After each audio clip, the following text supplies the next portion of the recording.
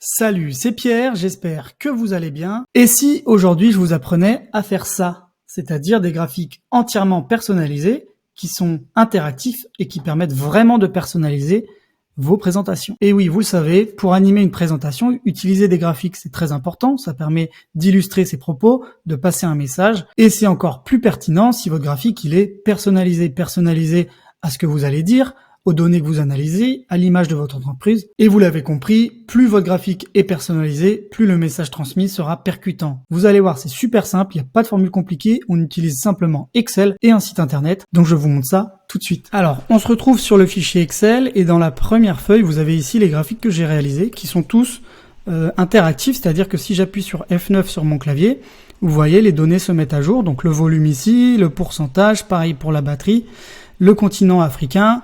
On a ici la note de satisfaction qui évolue, les différents critères pour les personnes également, et ici l'indicateur de la station à essence avec le volume et le pourcentage qui s'affiche. Et on va regarder tout de suite comment en faire un de A à Z. Donc ici je vais repartir d'une nouvelle feuille sur laquelle je vais zoomer un petit peu et je vais vous montrer en collant ici le graphique comment ça fonctionne très simplement.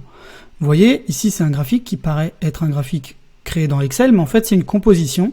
Donc si ici je dissocie, vous remarquez que j'ai ici le pourcentage dans une fenêtre. J'ai ici juste en fait une zone vide dans laquelle derrière j'ai mon histogramme qui se met à jour. Et en fait c'est simplement un histogramme empilé. Et derrière j'ai l'image de ma station essence. On va commencer ici par notre indicateur. Donc ici ça sera le niveau d'essence par exemple. Et je vais ici parler en pourcentage. Donc je vais mettre par exemple 0,30 pour dire 30%. Et je mets tout ça en pourcentage. Et il me faut donc l'indicateur et le vide. Le vide, c'est la valeur de 100% moins les 30%. Donc le vide ici. Donc le vide ici, il sera égal à 1 moins les 30%, ce qui me donne 70%. J'ai ici mes indicateurs. Je vais dans Insertion. Dans les graphiques, je prends Autre histogramme. Et ici, je vais sélectionner les histogrammes empilés. Je ne prends pas le premier ici avec les deux données. Je prends le second qui me met en bleu l'indicateur et au-dessus, la notion de vide en orange. Je le sélectionne et je fais OK. J'ai ici mon graphique et ce que je vais lui demander en cliquant sur le petit plus ici, c'est de m'enlever le titre du graphique, enlever le quadrillage derrière, enlever la légende et ici au niveau de l'axe, je vais aller dans mise en forme de l'axe, je décale ma tête. Le minimum ici, il est automatique. Moi, je vais le forcer à 0 pour qu'il soit toujours basé sur 0%. Et ici, je vais mettre 1 pour qu'il soit toujours entre 0 et 1, donc entre 0 et 100%. Une fois que ça c'est fait, je peux recliquer ici et enlever l'axe de mes données. Ici, je vais aller sélectionner l'indicateur ou le vide, peu importe, je prends une des deux séries. Et ici, dans les options de série, je vais lui demander une largeur d'intervalle de 0%. Comme ça, j'ai mon indicateur, mon histogramme empilé qui prend la largeur de mon graphique. Vous l'avez compris, maintenant que j'ai mon histogramme, il faut que je place par-dessus ma fameuse station à essence. Donc on va aller la chercher sur Internet et on va aller ici sur Free Vector Icons. C'est un site qui vous permet de récupérer plein d'icônes gratuitement et vous allez voir, on peut faire pas mal de choses. Donc vous créez un compte si vous n'en avez pas, moi je me connecte pour pouvoir le personnaliser. Donc vous voyez, je suis connecté et on va chercher tout simplement ici dans les icônes, on va chercher une station à essence et on va voir ce qu'on trouve. On peut faire une recherche en français, donc on trouve pas d'icône, donc je vais le mettre en anglais, gas station, et on va voir ce qu'il nous propose. Vous voyez, il y a 10 800 icônes qui ont été créées et on va en chercher une qui est pas mal. Donc on a celle-ci par exemple, mais nous, l'idéal, ça serait d'avoir ici au milieu l'icône comme ça pour pouvoir voir l'évolution du plein. Donc par exemple, on va prendre celle-ci. Je vais regarder s'il y en a d'autres, s'il y en a des mieux. Donc il suffit de parcourir les icônes qui vous plaisent. Idéalement, il faut prendre une icône en noir et blanc. On va prendre celle-ci, il me semble que c'est celle que j'ai prise. Et là, vous allez pouvoir faire Edit Icon. Et la première chose à faire, c'est de prendre ici dans Shapes, lui mettre un carré autour. Et là, vous pouvez choisir le fond de votre icône. Donc je rappelle, vous voyez ici, mes différents diagrammes sont sur fond blanc, mais ici, j'ai fait des diagrammes sur fond vert. Donc là, je vais le faire sur fond blanc. Donc je vais mettre un fond blanc ici. Dans Display, je vais lui demander tout simplement d'augmenter un peu la taille de ma station essence, de ma pompe à essence. Et dans Couleur, je vais laisser ici en noir, mais je pourrais changer la couleur de ma station. Et on va lui demander ici de mettre la couleur que moi j'utilise. Et on a récupéré notre icône. Maintenant, on fait Download. Et ici, dans PNG, on prend 512 pixels. Et ensuite, on clique sur Free Download. Et je vais dans mon fichier Excel, je me retourne dans la feuille 1.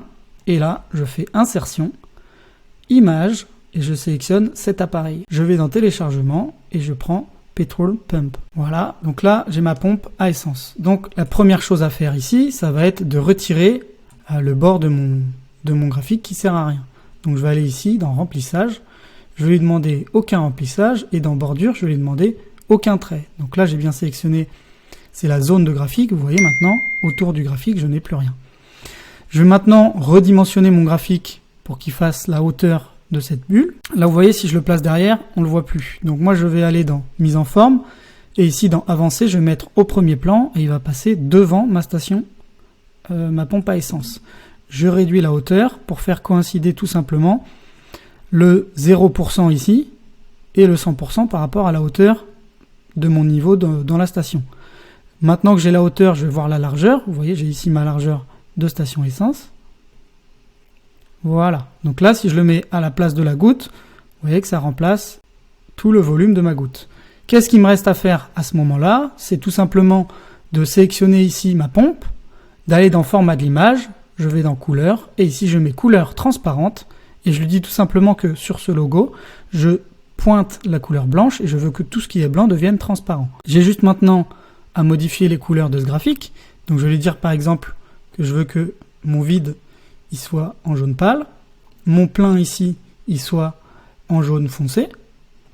Et maintenant je place ça juste ici.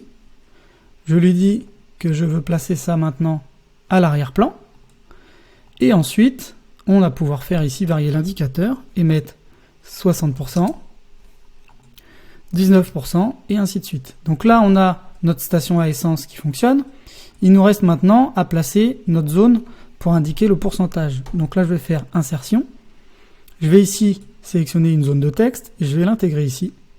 Et maintenant, je sélectionne ma zone de texte. Je vais ici dans Formule, je fais Égal et je lui dis que ma zone de texte, je veux qu'elle fasse référence à l'indicateur ici de 19%. Je centre le contenu sur l'horizontale et je centre le contenu sur la verticale. J'augmente ces données, je le mets en gras et je mets ici la couleur en orange. Ensuite, dans format de la forme, donc là c'est la forme de la zone de texte, je veux tout simplement aucun remplissage, mais je pourrais lui dire que je veux un remplissage par exemple vert, tout simplement. Je veux aucun contour. Et vous voyez, je peux placer maintenant ça ici, mon graphique derrière. Cette chose-là, je vais la placer en premier plan. Et maintenant, si je fais varier ici les données, vous voyez, j'ai mon graphique qui évolue. Et pour pouvoir le déplacer, je vais juste modifier ça parce que c'est très moche. Je vais le mettre aucune couleur. Je vais sélectionner le premier, j'appuie sur Maj sur mon clavier, je sélectionne le graphique. Je sélectionne la pompe à essence, je fais clic droit quand les trois sont sélectionnés. Et ici dans Grouper, je fais Grouper. Il ne me reste plus qu'à rentrer dans ma sélection, pour replacer ça au-dessus de la pompe. Et maintenant, quand je quitte, quand je le sélectionne, j'ai un graphique qui peut être déplacé en autonomie. Et si ici j'ai une plage de cellules qui est par exemple bleue, vous remarquez que mon graphique, j'avais décidé un fond transparent, donc il est bleu, mais je pourrais revenir dans les paramètres, décaler ici la station et remettre ici un fond de remplissage blanc, reprendre ma station dans mon groupage, remettre la station devant et avoir mon logo blanc, peu importe où je me situe. Pour voir comment sont faits les autres, donc vous avez remarqué la station essence, comment elle était faite. Pour la fusée, c'est exactement la même chose. Si je rentre dedans, j'ai ici la sélection de mon pourcentage. Ici, j'ai ma fusée. Si je la décale, derrière, j'ai un histogramme. C'est pareil ici pour le thermomètre. J'ai mon thermomètre et derrière mon histogramme. Et ici, tout simplement, le pourcentage. Pour le graphique africain, c'est un peu différent parce que l'étiquette évolue. Vous remarquez, si j'appuie sur F9, vous voyez, le paramètre, il suit l'histogramme. Donc pour faire ça, c'est la superposition tout simplement du continent africain sur un histogramme. Et si ici, je sélectionne la série de l'indicateur, vous remarquez que je lui ai donné une étiquette de données. J'ai cliqué ici sur l'indicateur et j'ai mis une étiquette de données. Et si je vais ici sur la série j'ai maintenant l'étiquette de données et j'ai tout simplement modifié les couleurs de cette étiquette pour que l'option du texte, ici la couleur, soit en jaune clair, mais je pourrais mettre la couleur en vert. Pour la batterie, c'est le même fonctionnement. J'ai ici le pourcentage de la batterie que je peux déplacer. En dessous, j'ai ici un petit cadre pour réduire la taille de mon histogramme, tout simplement. Ensuite, j'ai mon histogramme qui fait l'évolution de la couleur. Et ensuite, j'ai mon logo de batterie. Les étoiles, c'est un peu différent parce que en fait, ici, j'ai sélectionné 5 étoiles. Donc j'ai pris une étoile sur Free Vector Icon, je l'ai intégrée, j'ai enlevé le fond et ensuite je l'ai dupliqué pour en faire 5. Je les ai sélectionnés et dans mise en forme de l'image ici, je suis allé dans aligner ici et j'ai aligné au milieu. Comme ça, ils sont toutes alignées à la même hauteur et ensuite, je les ai décalées au-dessus de cette forme-là qui est le fond. C'est juste un rectangle avec des arrondis. J'ai ensuite mes 5 étoiles que j'ai regroupées. Et derrière, j'ai mon histogramme qui évolue. Et là, c'est la zone de texte à laquelle je fais référence, le pourcentage de valeur. Le dernier, il est un peu différent parce que ici, si je renlève mes 5 petits bonhommes, vous remarquez que c'est un histogramme. Ce n'est pas un histogramme empilé, cette fois-ci, c'est un histogramme.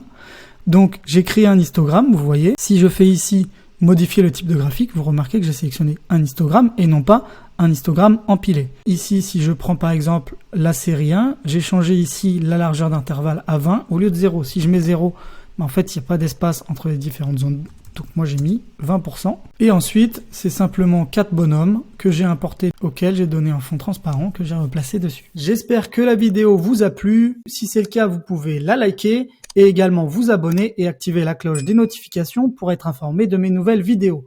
Je vous invite également à me laisser des commentaires pour savoir si la vidéo vous a plu ou tout simplement me poser des questions. Si vous souhaitez me confier une mission pour que je crée les fichiers Excel à votre place, que j'optimise vos fichiers, que je crée un outil dédié à votre activité, vous pouvez me contacter via le lien dans la description. Ça sera pour moi un plaisir de travailler sur votre projet. Je vous dis à bientôt dans une prochaine vidéo. Ciao!